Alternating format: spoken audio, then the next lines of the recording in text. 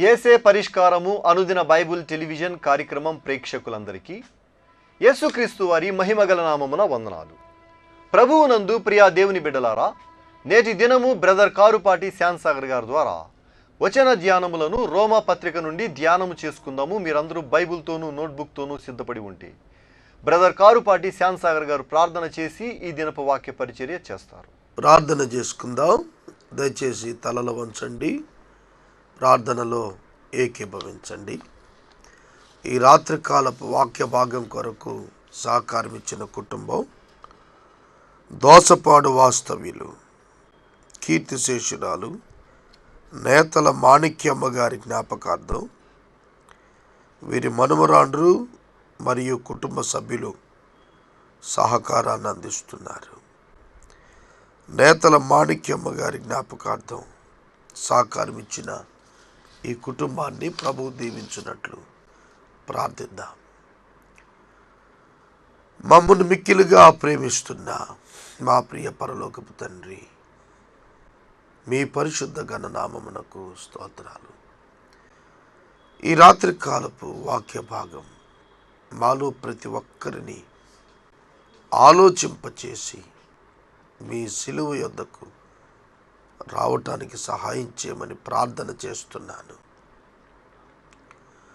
మీ దాసురాలు నేతల మాణిక్యం గారిని మీ సన్నిధికి తీసుకున్నారు.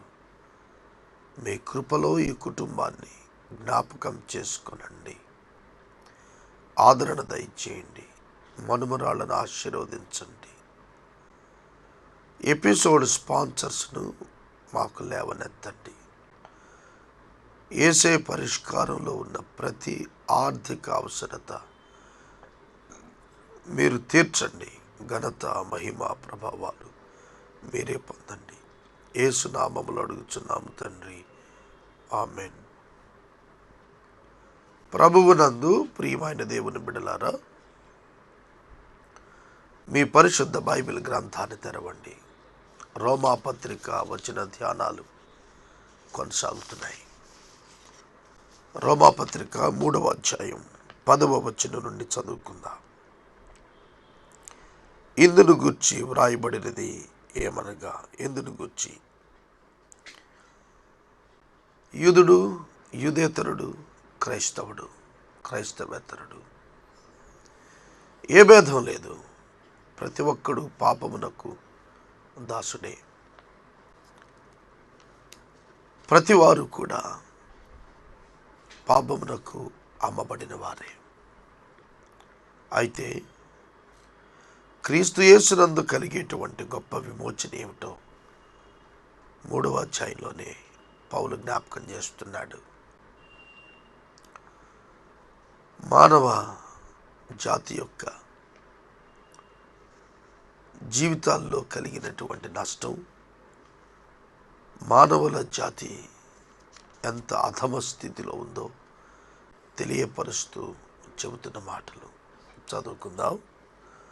నీతిమంతుడు లేడు, ఒక్కడునూ లేడు, గ్రహించువాడు ఎవడునూ లేడు, దేవుని వెతుకువాడును ఎవడునూ లేడు. అందరూ తోవ తప్పి ఏకముగా పనికి మాలిన వారైరి. మేలు చేయువాడు లేడు, ఒక్కడైనను లేడు. వారి గొంతుకు తెరిచిన సమాధి, తమ నాలుకతో మోసం చేయుదురు.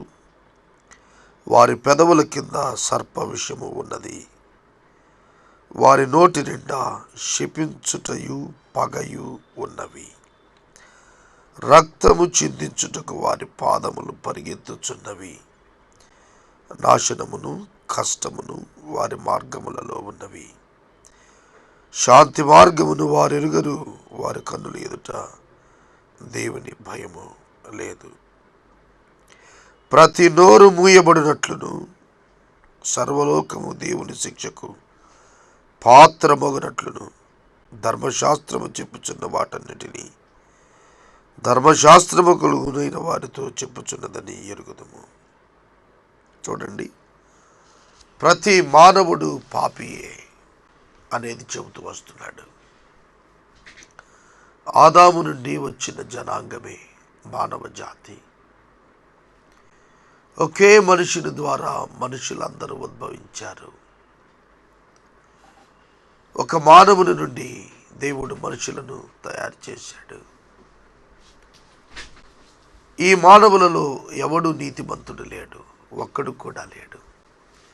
శాంతి మార్గమును ఎరిగిన వారెవరు లేరు. గమనించండి, ప్రతి మానవుడు త్రోవ తప్పి పనికి మాలిన వాడయ్యాడు. నాలుకతో మోసం చేస్తూ పెదవుల కింద విషం దాచుకున్నాడు మానవుడు. వీటన్నిటి అర్థం ఏంటంటే, హృదయములో పాపము చేత మానవుడు నిండి ఉన్నాడు. దేవుని ఉగ్రతకు పాత్రుడిగా ఉన్నాడు ప్రతి మానవుడు. దేవుని ఉగ్రతకు ప్రతి మానవుడు పాత్రుడు అని ఎవరు చెబుతున్నారంటే ధర్మశాస్త్రం చెబుతుంది. ధర్మశాస్త్రం చెప్పుచున్నది ప్రతి మానవుడు పాపి, ప్రతి మానవుడు పాపం చేశాడు కనుక ప్రతి మానవుడు నశిస్తున్నాడు అనేది ధర్మశాస్త్రం చెబుతోంది. ఈనాడు అనేక మంది యేసుక్రీస్తును అంగీకరించిన వారు తమ భక్తి చేత, తమ యొక్క దానాల చేత, తమ యొక్క దేవుని పట్ల ఉన్నటువంటి వివిధ కార్యాల చేత మేము శిక్షలోనికి రాము అని అనుకుంటున్నారు. మేళ్ళు చేస్తూ పోతే మేము పరలోకానికి వెళ్ళిపోతాం అని భావిస్తున్నారు. అది వాస్తవం కాదనేది పౌలు గారు చెబుతున్నాడు. ఏలయనగా ధర్మశాస్త్ర సంబంధమైన క్రియల మూలంగా ఏ మనుషుడును ఆయన దృష్టికి నీతిమంతుడు అని తీర్చబడడు. ధర్మశాస్త్రము వలన పాపమనగా ఎట్టిదో తెలియబడుచున్నది. ఇట్లుండగా ధర్మశాస్త్రమునకు వేరుగా దేవుని నీతి బయలుపడుచు ఉన్నది. ధర్మశాస్త్రము మానవుడు తాను పాపి అని తెలుసుకోవటానికి ఇచ్చినటువంటిది. మీరు అర్థం చేసుకోవటానికి ఒక మాట చెప్తాను. నా మిత్రుడు ఈ దినం నాతో మాట్లాడుతూ వారి యొక్క అంకుల్ గురించి చెబుతూ యాంజియోగ్రామ్ అనేది చేశారు, కానీ దానితో సరిపోలేదు, బైపాస్ ఆపరేషన్ చేయాలి అన్నారు అని అన్నాడు. నా మిత్రుడు అనుకున్నాడు, యాంజియోగ్రామ్ అనేది ఒక గుండెకు చేసే వైద్యమేమో, ఆ వైద్యం వలన బాగవలేదట, అందుకే బైపాస్ సర్జరీ చేయాలి అని అంటున్నారు అని అనుకున్నాడు. కానీ వాస్తవానికి బైపాస్ సర్జరీ చేయాలో అవసరం లేదో నిర్ణయించే పరీక్ష యాంజియోగ్రామ్. ఎన్ని గుండెలో కవాటాలు బ్లాక్ అయిపోయాయి, ఎంత పర్సంటేజ్లో బ్లాక్ అయ్యాయి అనేది చెప్పేది యాంజియోగ్రామ్ అనే ఒక పరీక్ష. అది వైద్యం కాదు, అది ఒక టెస్ట్, అదొక పరీక్ష. ఆ పరీక్ష ఫలితం బైపాస్ అవసరమో లేదో చెబుతుంది. అలాగే ధర్మశాస్త్రం మనుషునికి నీతి కలుగ చేయలేదు. ధర్మశాస్త్రం మానవుడు పాపి అనేది చెబుతుంది. ధర్మశాస్త్రం మానవుడు ఉగ్రతకు లోనైనాడు అని చెప్పటానికి ఇవ్వబడింది. మానవులు పాపం అంటే ఏమిటో తెలుసుకోవాలి అని దేవుడు ధర్మశాస్త్రం ఇచ్చారు. పాపం అంటే ఏమిటో తెలుసుకుని పాపమునకు విమోచన కొరకు దేవుని యొద్దకు రావాలి అనేది వారు గుర్తించటం కొరకు ధర్మశాస్త్రం ఇవ్వబడింది. వెర్నర్ మెకిగి అనే భక్తుడు ధర్మశాస్త్రాన్ని గురించి మాట్లాడుతూ అన్నాడు, ధర్మశాస్త్రం ఒక అద్దము వంటిది అద్దము మన ముఖములో ఉన్న తప్పిదాలను చూపిస్తుంది తప్ప కడగదు. సిలువ ఒక పంపు లాంటిది, ట్యాప్ లాంటిది, కుళాయి లాంటిది అన్నాడు. అద్దంలో చూచుకొని కుళాయి దగ్గర కడుక్కోవాలి. అద్దంలో చూచుకొని కుళాయి దగ్గర కడుక్కోవాలి.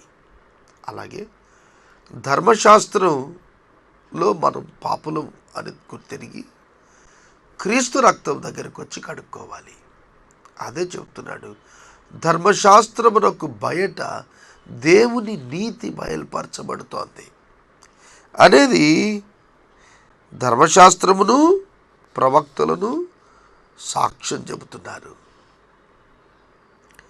పాత నిబంధన కాలపు ప్రవక్తలంతా కూడా ధర్మశాస్త్రం అనుసరించండి అని చెబుతూనే దేవుని యందు విశ్వాసం ఉంచండి అని చెబుతూ వచ్చారు.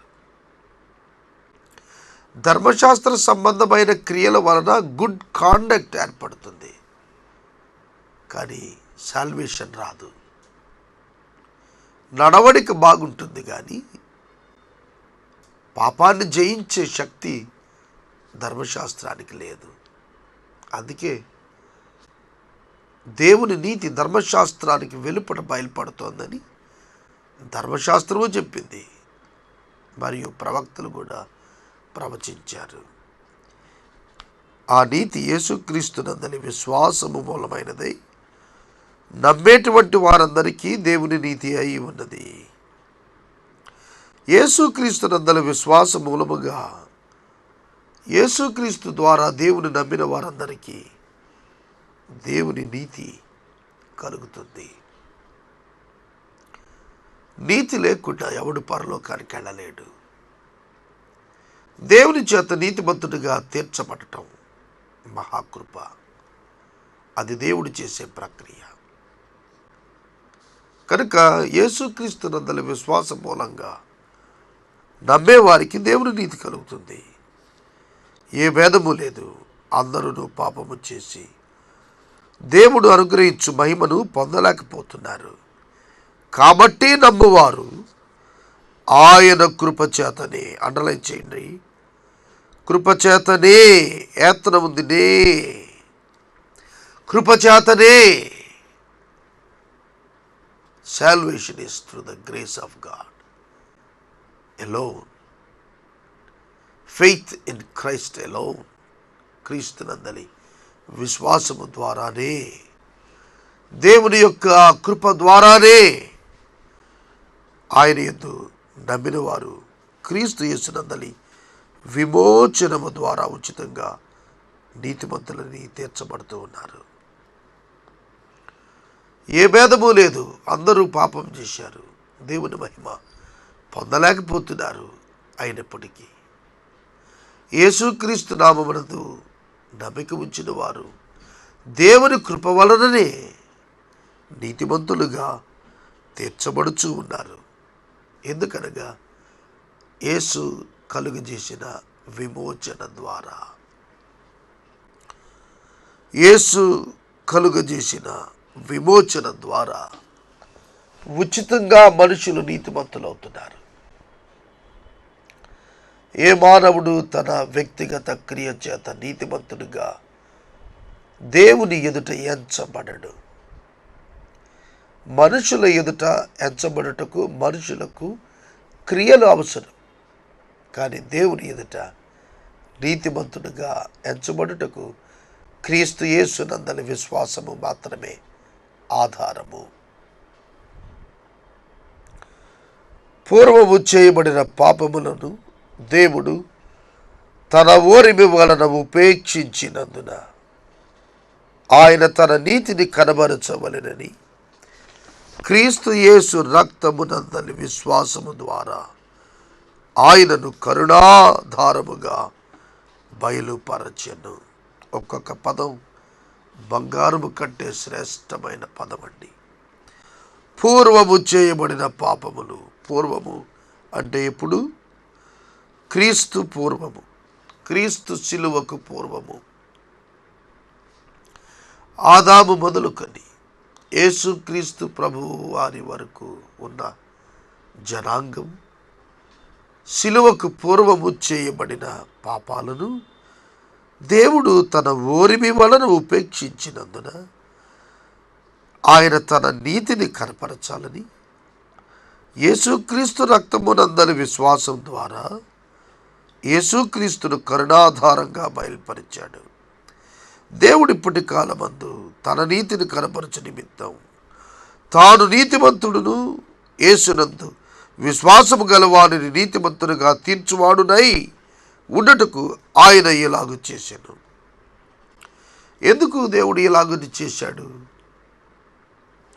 ఆదాము పాపము చేసినప్పుడు దేవుడు ఎందుకు ఆదాము వరకే శిక్షించి వేరొక జనాంగాన్ని చేయలేదు? దేవునికి ఒక ప్రణాళిక ఉంది. ఆ ప్రణాళిక యేసుక్రీస్తు ప్రభువును కరుణాధారంగా బయలుపరచడం. అందుకే కాలము సంపూర్ణమైనప్పుడు దేవుడు తన కుమారుని పంపెను. కాలము పరిపూర్ణమైనప్పుడు దేవుడు తన కుమారుని అనుగ్రహించెను. మార్కు సువార్త 1వ అధ్యాయం 14వ వచనం, గలతీ పత్రిక 4వ అధ్యాయం 4వ వచనంలో ఈ మాటలు తేటగా వ్రాయబడ్డాయి. దేవుడు తన ప్రణాళిక చొప్పున యేసుక్రీస్తును కరుణాధారంగా బయలుపరచాలని ఉద్దేశం కలవాడై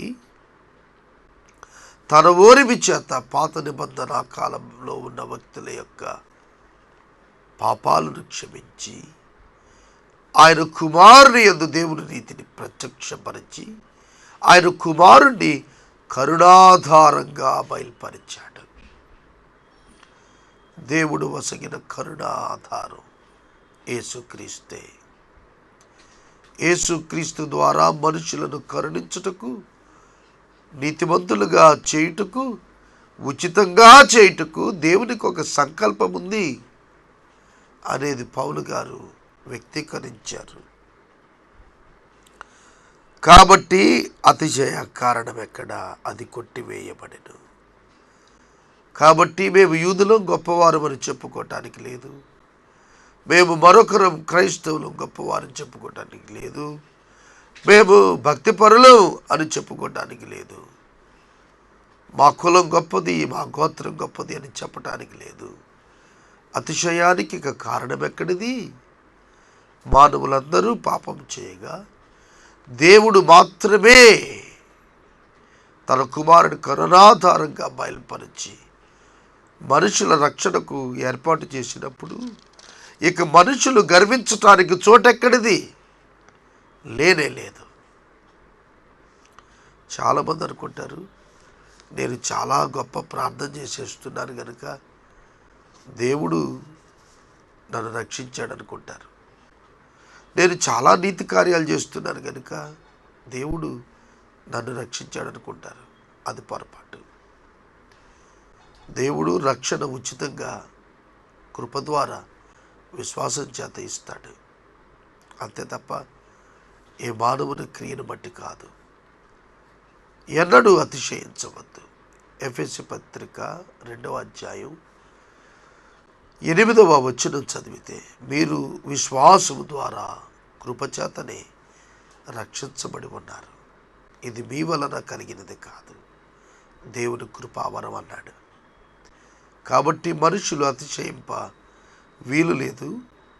దేవుడిచ్చే రక్షణ దేవునిదే. మనుషులు దాన్ని పొందుతున్నారంటే కృప ద్వారానే. యేసుక్రీస్తు కరుణాధారంగా బయలుపరచబడటం వలననే విశ్వాసముంచిన వారికి క్రీస్తు రక్తమునందలి విమోచనం వలన ఉచితంగా నీతిమంతులు అవటానికి అవకాశం దొరికింది.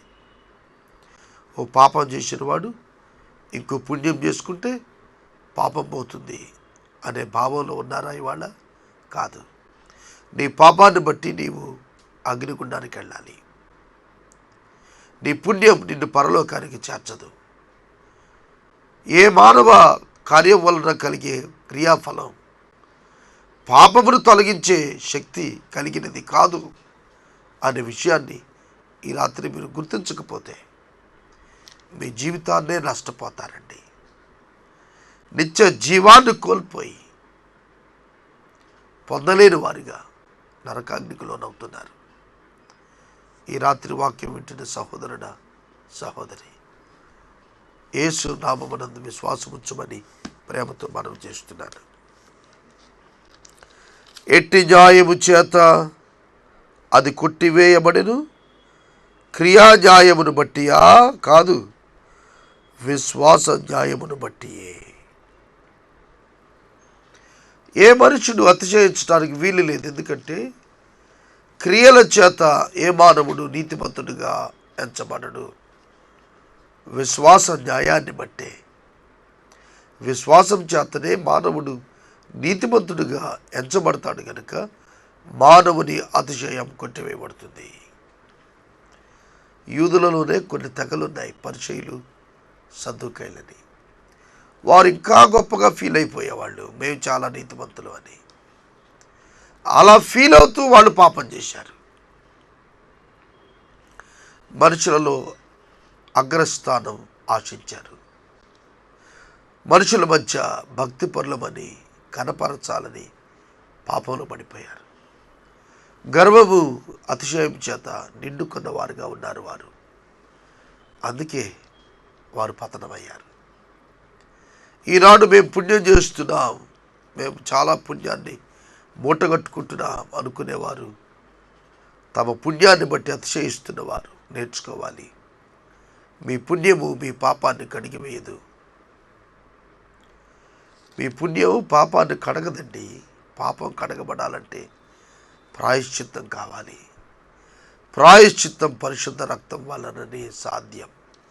పరిశుద్ధ రక్తం క్రీస్తు యేసునందే సాధ్యమైంది. అందుకే ఆయన దేవుని గొర్రెపిల్ల అని పిలువబడ్డాడు. ఈ రాత్రికాలం మీరు ఇంకా రక్షణ పొందలేదా?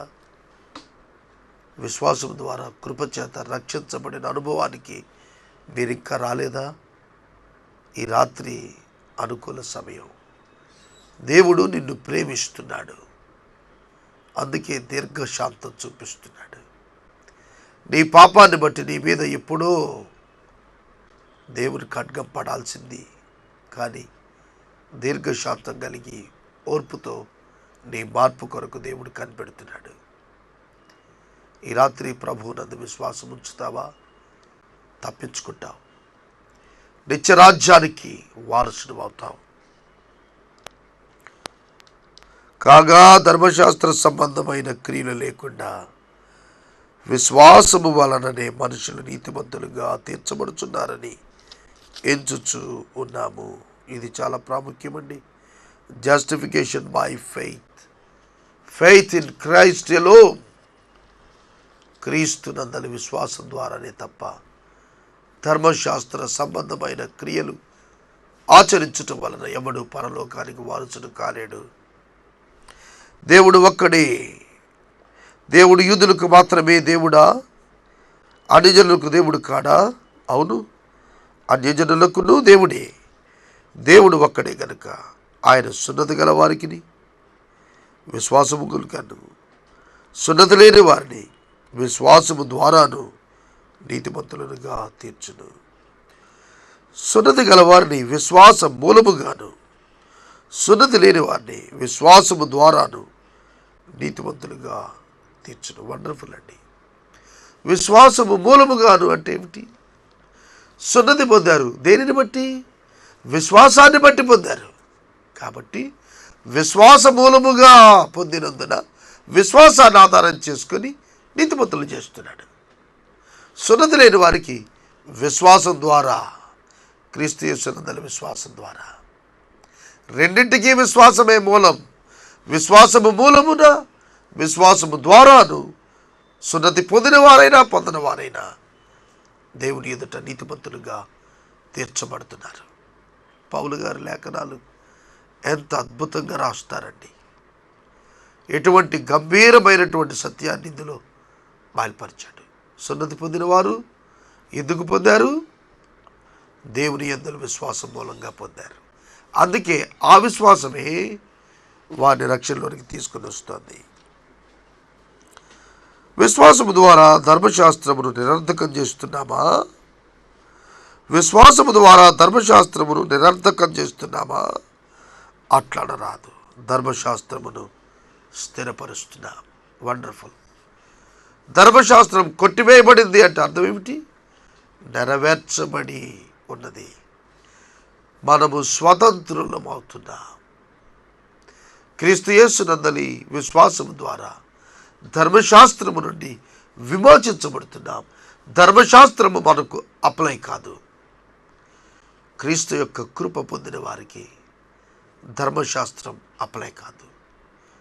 ధర్మశాస్త్రం నిరర్థకమవుతుందా? కాదు, స్థిరపడుతుంది. మరింత ఎక్కువ నీతిమంతులుగా, పాపరహితులుగా జీవించటానికి క్రీస్తు యేసునందలి కృప సహాయం అవుతుంది. ఈ రాత్రికాలం ఈ సత్యాన్ని గుర్తెరగండి.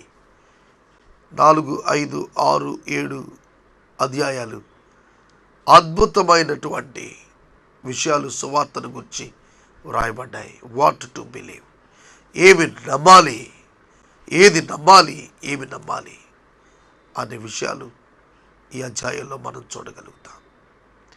ఈ రాత్రికాలపు వాక్య భాగమునకు సహకారం ఇచ్చిన కుటుంబం: దోసపాడు వాస్తవ్యులు, కీర్తిశేషురాలు నేతల మాణిక్యమ్మ గారి జ్ఞాపకార్థం వారి మనుమరాండ్రు కుటుంబ సభ్యులు సహకారమిస్తున్నారు. దేవుడి కుటుంబాన్ని ఆదరించును గాక. ఎపిసోడ్ స్పాన్సర్స్ కొరకు దయచేసి ప్రార్థించండి. మనము ఇంతవరకు బ్రదర్ కారుపాటి శ్యాంసాగర్ గారి ద్వారా వచన ధ్యానములను రోమా పత్రిక నుండి ధ్యానం చేసుకున్నాం. ఈ కార్యక్రమం ద్వారా మీరు పొందుకొనుచున్న ఆత్మీయ మేలులు ఒక ఉత్తరం ద్వారా మాకు తెలియచేయండి. మీ ప్రార్థనా మనవులు మాకు తెలియచేస్తే ఏసే పరిష్కారం కార్యాలయంలో ఏర్పాటు చేసిన ప్రత్యేక ప్రార్థనా శిబిరంలో మీ కొరకు ప్రార్థిస్తాం. మీ కుటుంబ పక్షముగా ఒక ఎపిసోడ్ ప్రసారం చేయాలనుకున్నారు మాకు తెలియచేస్తే మా సిబ్బంది మీ గృహాలను దర్శిస్తారు. ముగింపు ప్రార్థన ఆశీర్వాదాలతో ఈ కార్యక్రమాన్ని ముగించుకుందాం. ప్రార్థన చేసుకుందాం. తలలో వంచండి, ప్రార్థనలో ఏకీభవించండి. నా ఆరోగ్యం కొరకు కూడా మీరు ప్రార్థించాలని నేను మనవి చేస్తున్నాను. థ్రోట్ ఇన్ఫెక్షన్ నుంచి ప్రభు విడుదలిచ్చేటట్లు ప్రార్థనలో జ్ఞాపకం చేసుకోండి. ప్రార్థన. మమ్మల్ని మిక్కిలిగా ప్రేమిస్తున్న మా ప్రియ తండ్రి, మీకు వందనాలు. వాక్యం వింటున్న మా ప్రియులు యేసుక్రీస్తునందు విశ్వాసముంచుటకు నేర్పించండి.